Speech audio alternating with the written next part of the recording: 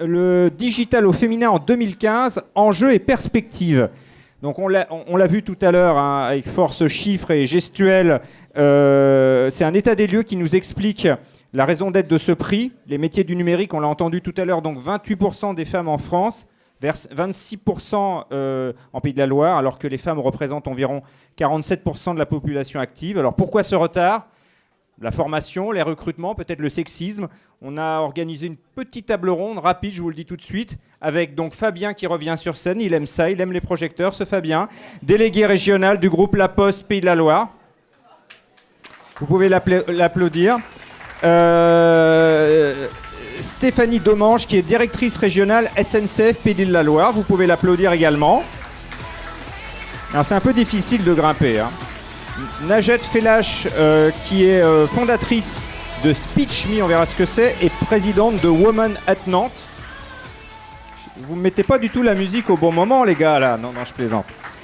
Et Emmanuel Toulouse, qui est DRH régional de RDF dans l'Ouest, et non pas à Toulouse. Alors, c'est une blague qu'elle doit entendre 42 fois par jour, donc voilà, hein, mais en même temps, pourquoi pas. Bonsoir à tous, je vais vous passer un micro et on va commencer par le seul garçon. Alors Fabien, on en parlait tout à l'heure, donc vous êtes délégué régional du groupe La Poste Pays de la Loire. Est-ce que La Poste est une entreprise sexiste ? On peut dire on est un peu ambivalent sur le sujet. On peut dire qu'on l'a été, puisque... La Poste est la plus vieille entreprise de France, elle date de Louis XI et elle a eu des femmes dès 1714, soit un peu 100 ans après sa création. Et elle avait déjà 1000 femmes directrices d'établissement en 1840. Par contre, en 1874, l'Union générale des postes s'est posé une question. Est-ce que les femmes ont la capacité intellectuelle et physique pour pouvoir assumer le service postal ? En quelle année ? 1874. Bon. Sachant que la notule qui était en dessous, c'est est-ce que les femmes sauront être assez discrètes pour tenir le secret des correspondances ? Voilà. Donc la Poste eût été sexiste, sachant qu'à l'époque, il devait se poser la question en toute innocence. Et aujourd'hui, la Poste, je pense, est loin d'être sexiste, puisqu'on a la parité homme-femme depuis 2004 et que désormais, on a 53% de femmes. Alors, quelques chiffres justement sur le groupe que vous dirigez, groupe régional. Combien de personnes ? 266 000 personnes sur la France, à peu près 15 000 sur les Pays de la Loire et sur Nantes, 4 600. Et sur Nantes, par exemple, 4 600, c'est 2300 hommes, 2300 femmes ? C'est environ 50-50. Et le numérique, ça représente combien de personnes ? Le numérique à Nantes, c'est pratiquement 900 personnes pour la Poste, puisqu'on a la chance d'avoir 3 directions à compétences nationales. Et dans le numérique, à la Poste, à Nantes, ce qui n'est pas tout à fait exact sur la totalité de la France, le numérique à Nantes, c'est 38% de femmes. Alors justement, on parlait du chiffre de 26% des Pays de la Loire, enfin de femmes numériques dans les Pays de la Loire. Comment vous avez réussi, vous, à promouvoir ou en tout cas à tendre vers une meilleure égalité par la promotion, la formation, l'accompagnement ? C'est un peu tout ça. C'est depuis les années 2000 la mise en place d'accords sur l'égalité. Le dernier accord date de juillet et c'est assez rare à la Poste, mais c'est un accord qui a été signé par des organisations syndicales qui représentent 80% des salariés. Et c'est un accord qui est donc plébiscité par nos représentants. Et donc dans l'accord, il y a effectivement pas des contraintes, mais des obligations à respecter certains engagements, et notamment le fait que dès qu'on a un poste, on doit avoir autant de candidats femmes qu'hommes. Ensuite, la majorité de cet accord, c'est quand même pour favoriser l'égalité. Donc on fait en sorte qu'on ait toujours autant de femmes que d'hommes pour pouvoir ambitionner de bouger, d'évoluer et surtout de permettre à chacun dans l'entreprise de pouvoir assumer l'articulation entre sa vie privée et sa vie professionnelle et sa vie personnelle. Vous, à titre personnel, dans votre expérience de manager, de dirigeant, que pensez-vous, quel frein estimez-vous pour justement cette parité homme-femme dans le domaine du digital ? C'est culturel, c'est la formation, c'est... Aujourd'hui, vous en pensez foncièrement ? Parce que c'est un débat qu'on a eu en préparant cette soirée. Le rôle de la formation semble important, puis finalement, on a vu que c'était plus compliqué que ça. Enfin, nous, quand on recherche un candidat, il faut qu'on ait le panel au départ. Donc c'est vrai qu'on essaye d'ouvrir le panel le plus possible, mais on a quand même une difficulté parfois à pouvoir couvrir avec une femme sur le numérique. Sur les autres métiers, on fait vraiment la parité. Sur le numérique, j'ai regardé, il est arrivé qu'on ait certains postes sur lesquels on n'ait pas eu de candidat femme, malgré notre volonté d'ouvrir à la parité des candidatures. Une dernière question, puis après vous pouvez interagir, bien entendu. Votre vision de l'évolution des choses à 15-20 ans? À la Poste, on est très bien parti. À 15-20 ans, aujourd'hui, à la Poste, on est déjà très bien parti, puisqu'on a 53% de femmes. Aujourd'hui, on a un petit déficit, puisqu'au COMEX, on n'a que 25% de femmes. Et dans nos cadres dirigeants, on a 40% de femmes. Donc, dans 15-20 ans, on sera à 50-50. On ne se posera plus la question, pour moi. Et il ne faut plus se poser la question dans 15-20 ans. Voilà. Merci Fabien, on peut l'applaudir. Stéphanie Domange, qui est directrice régionale SNCF des Pays de la Loire. Bonsoir Stéphanie, merci de votre présence. Alors, je vais vous poser la même question. Est-ce que la SNCF est une entreprise sexiste? Non, mais sincèrement, Thierry, est-ce qu'il y a un directeur ou un dirigeant d'une entreprise qui dit comme ça devant le public, mon entreprise est sexiste? Évidemment, en tout cas, moi, je veux bien. Non. Mais en fait, mais déjà, la manière dont vous le dites, c'est un peu oui quand même. On a beaucoup de travail à faire. Voilà. et c'est un euphémisme de le dire. Et pourtant, je suis une femme dirigeante. Depuis combien de temps? Voilà, ça fait maintenant 5 ans que je suis une femme dirigeante. Oui. Mais en fait, ça ne veut pas dire que je n'étais pas manager, mais pour le coup, moi, je me rends compte qu'il y a des métiers très techniques sur lesquels on est juste à la ramasse. Les métiers de l'infrastructure, quand on entretient les rails, par exemple, on a 3% de femmes. Les métiers de conducteur de train, conductrice, on en a, bon an, mal an, 9%. Et en fait, aujourd'hui, les femmes, elles ne pensent même pas à candidater, alors qu'en fait, on est à la parité pour les contrôleurs et les contrôleuses. Donc, on a encore beaucoup, beaucoup de travail. Alors, est-ce que vous pouvez nous décrire justement vos actions concrètes, avec quelques exemples au sein de la SNCF pour faire avancer les choses et la place de la femme, notamment dans le numérique, mais aussi dans les autres métiers? Comment ça se passe concrètement? En fait, c'est assez simple. La discrimination positive? Il y a de la discrimination positive, c'est-à-dire qu'à poste égal dans certaines structures, on choisit une femme pour ses compétences.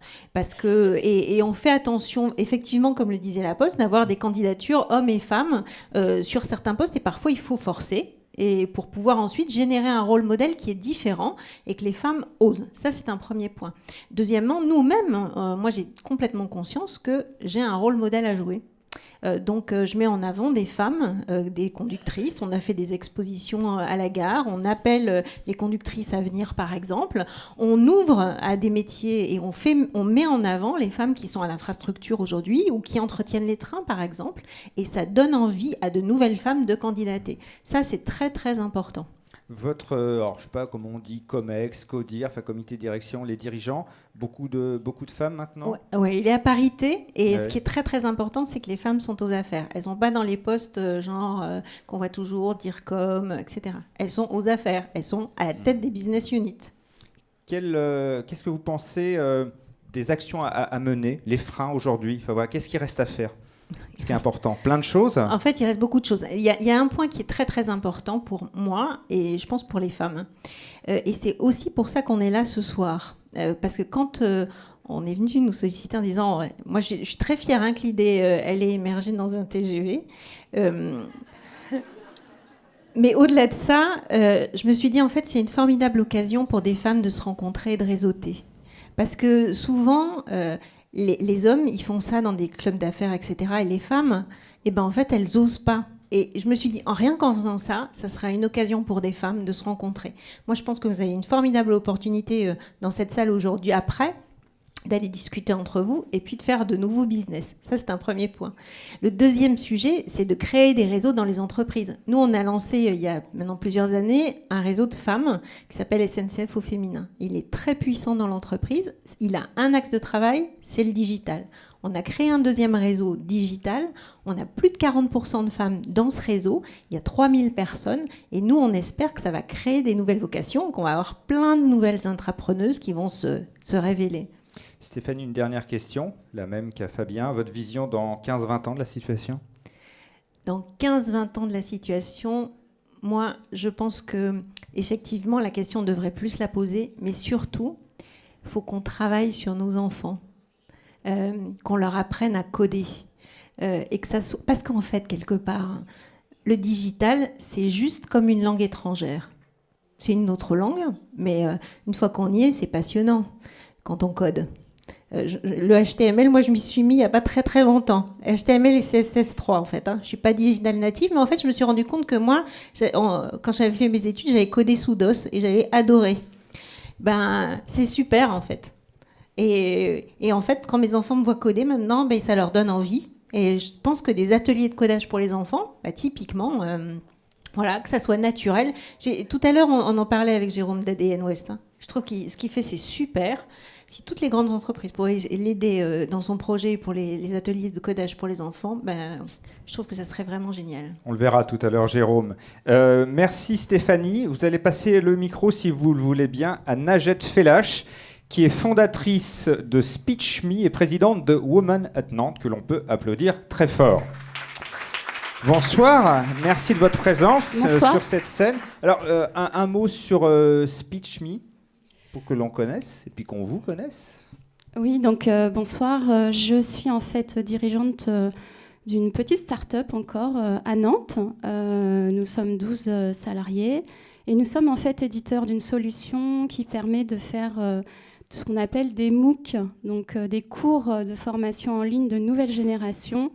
Voilà, donc plutôt du coup dans le numérique. Women at Nantes. Oui, Women at Nantes, une aventure incroyable. Une aventure qui a démarré de manière extrêmement informelle. Donc moi, ça faisait à peu près un an et demi que j'avais lancé ma start-up. Je galérais comme pas possible. J'étais pas forcément dans les réseaux et je me posais 20 000 questions. Et finalement, c'est en rencontrant d'autres entrepreneuses autour de moi, on a décidé de partager. Alors c'était en comité extrêmement restreint. On était 3. Donc on se rencontrait, resto, café, on discutait. Et puis on a vraiment appris les unes des autres. Voilà, partage de bonnes pratiques, se réassurer, parce que créer une entreprise, c'est ce que je dis souvent, un ascenseur émotionnel. On est euphorique le lundi et le mardi, on est complètement dépité. Et puis on s'est dit, mais finalement, pourquoi pas ouvrir, partager. Donc, au début, on a fait ça de manière informelle. On a publié un événement en disant qui veut vient. Et là, on a halluciné. On a vu des dizaines de nanas arriver de partout dans Nantes, qu'on n'avait jamais vues avant, et qui toutes avaient soit un projet d'entrepreneuriat dans le numérique, soit étaient entrepreneurs, et finalement avaient toutes ce besoin de partager. Donc, au bout de 6 mois, on a décidé de constituer l'association. Et aujourd'hui, donc, ça fait un peu plus d'1 an qu'elle est constituée. On a eu 250 participantes quand même, donc voilà. Et puis les 3 objectifs que l'on a dans l'association, donc le premier, c'est de fédérer les femmes du numérique sur la place nantaise, mais aussi au-delà. Le deuxième objectif, c'est de faire monter en compétences collectivement. Donc on organise des ateliers 1 fois par mois, on fait intervenir des experts, etc. Et surtout, 3e objectif, on valorise les initiatives intrapreneuriales et entrepreneuriales dans le numérique pour donner envie. Donc ça se fait soit auprès des écoles, des jeunes filles, soit auprès de personnes qui ont envie de le faire mais qui n'osent pas. Donc il y a aussi cette question d'oser à un moment et on espère... voilà. Et aujourd'hui, le bureau, c'est 5 personnes. Sandrine, qui a organisé cette soirée, en fait partie. Et c'est vrai que quand elle nous a parlé de ce prix, je me suis dit, mais... c'est exactement ce qu'il faut. Donc on l'a soutenu à 300%. Et félicitations à vous 3 d'ailleurs. Alors justement, il y a effectivement, on peut vous applaudir pour votre action. Et Sandrine, ça fait pas de mal des applaudissements. Qu'est-ce qu'on peut faire, selon vous, justement, pour encore promouvoir, au-delà de ce prix, la femme digitale dans les entreprises? Qu'est-ce qui reste à faire? Moi, j'ai un rêve, c'est à la limite que je sois plus présidente de cet asso et qu'on n'en ait plus besoin et que ce genre de soirée n'existe plus. Et je crois que même si on devait se projeter à 10-15 ans, je crois vraiment que l'équilibre va se refaire entre hommes et femmes et peut-être plus de femmes. Parce que travailler dans le numérique, ça répond à pas mal d'enjeux aujourd'hui de cette nouvelle ère, en fait, on est carrément dans une nouvelle ère, ce qu'appelle Michel Serres cette troisième révolution industrielle. C'est une ère, en fait, où on est connecté, où les organisations sont transparentes, où on est agile, on est flexible. Et je crois vraiment que ça correspond à une façon d'être en général, en tout cas des femmes que je vois entreprendre dans le numérique, et que finalement, c'est même très naturel. Donc, pour information, président, on a eu quand même 100% d'adhésion en quelques mois de plus dans l'association. Donc on voit une accélération. Et pour soutenir cette accélération, eh bien, faut avoir encore plus d'actions auprès des jeunes filles pour effectivement montrer que le numérique n'est pas qu'une histoire de geek, entre guillemets, même si être geek, ça peut être très sympa. Et puis, tout simplement, qu'il y a ce genre d'initiative qui continue, que les grands groupes se mobilisent, que des actions comme ça finalement s'organisent entre elles pour arriver à ce même objectif final. Merci Najat. Bravo en tout cas pour votre action au sein de Women at Nantes. On va passer à Emmanuel, qui est d'ailleurs... Je vais essayer de ne pas tomber déjà. Il est très très confortable ce fauteuil. C'est un enjeu pour moi, quand même. Oui. Vous avez le plus douillet des fauteuils. Je l'ai essayé tout à l'heure. Donc vous êtes DRH régional de RDF dans l'Ouest. Un mot peut-être sur la place du digital à ERDF et la place des femmes en chiffres. Alors, je vais peut-être commencer par les femmes, parce qu'en tant que femme et RH, je vais d'abord commencer par là. Nous, on a pas mal de marge de manœuvre et de marge de progrès, quand même, je dois le reconnaître, même si, comme beaucoup de boîtes, grosses boîtes comme mes collègues de la Poste, de la SNCF, on a mis en place beaucoup de processus qui nous ont permis de progresser sur ces domaines-là. Mais moi, je représente une entité de 2000 personnes à peu près sur les Pays de la Loire. Pour vous donner un ordre d'idée, c'est 17% de femmes aujourd'hui. Donc, on a bien à progresser. Beaucoup de métiers techniques, comme vous disiez tout à l'heure, qui font qu'on a de grandes difficultés à attirer des jeunes femmes. Moi, je dirais qu'en 2015, très précisément cette année, on a réussi à attirer 15 personnes, 15 jeunes femmes, sur des métiers de technicien clientèle, sur des métiers de monteurs, qui vont intégrer chez nous des formations d'alternance. C'est déjà pour nous une énorme victoire d'avoir attiré 15 jeunes femmes. Et on va essayer de les garder, ce qui est un deuxième enjeu. Donc on a des marges de progression en matière de féminisation, comme on dit, de nos métiers qui étaient très importantes, même si moi je constate aujourd'hui, comme mes collègues, que les choses avancent et qu'il faut prendre du temps, mais que les choses avancent, on va dire, positivement. Mais globalement, c'est vrai que la question de l'attractivité de nos métiers est une question quand même qui nous tracasse pas mal quand on est RH dans une boîte comme ça. Alors après, sur la partie numérique pure aujourd'hui, nous, on a des enjeux, ERDF a des enjeux considérables. D'abord parce que nos réseaux sont en train de se transformer. Les smart grids, je pense que tout le monde en connaît un peu sur cette question-là. Je pense qu'on s'associe aussi à un compteur qui va arriver, qui s'appelle Linky. C'est 35 millions de compteurs qui vont être changés d'ici les années 2020-2021. On va avoir des métiers qui vont être transformés fondamentalement. On va avoir des enjeux de digitalisation de la relation client que connaissent parfaitement la SNCF et la Poste. Donc des enjeux considérables qui vont venir impacter nos métiers. Et puis on a un autre enjeu qui est un enjeu un peu indirect, c'est que le numérique, il va venir impacter tous nos modes de fonctionnement, toutes nos organisations. Et il faut qu'on ait demain, on est une entreprise de main-d'œuvre, nous c'est 38 000 personnes. Il faut que nos managers, nos encadrants, ils adoptent de nouvelles façons de fonctionner. Et donc on a un enjeu fondamental sur ce sujet-là. Nous, concrètement, comment on y travaille aujourd'hui en Pays de la Loire? Premier travail qu'on a à faire, de mon point de vue, alors c'est pas spécifique pour les femmes aujourd'hui, c'est de préciser un peu nos besoins en matière de compétences numériques. On est un peu trop aujourd'hui une entreprise qui pense qu'un bon ingénieur fait un bon spécialiste du numérique. Donc il faut qu'on aille, nous RH et nous métiers, au-devant des écoles, au-devant des salons, pour dire voilà quels sont nos projets, voilà pourquoi ils sont moteurs, et voilà quelle est la compétence dont on a besoin. Parce que ce qui est certain aujourd'hui, quand j'entends parler depuis tout à l'heure les startups, quand je vous entends parler, je ne suis pas certaine aujourd'hui que le modèle de RDF soit le modèle le plus attractif quand on veut travailler dans le numérique. Je pense qu'on a un peu d'effort à faire sur ce sujet-là, et je veux dire, on n'est peut-être pas les premiers auxquels on pense aujourd'hui quand on veut travailler dans le numérique. Or, on a des projets qui sont extrêmement porteurs. Dernière question, parce que le temps passe. Votre vision, 15-20 ans, de l'évolution des choses dans votre métier et puis dans la société en général? Moi, je suis très optimiste. Vision et espoir aussi. Je suis très optimiste. Je pense que tous les RH et tous les dirigeants d'entreprise aujourd'hui, de nos grandes entreprises, on a beaucoup bossé sur l'égalité professionnelle.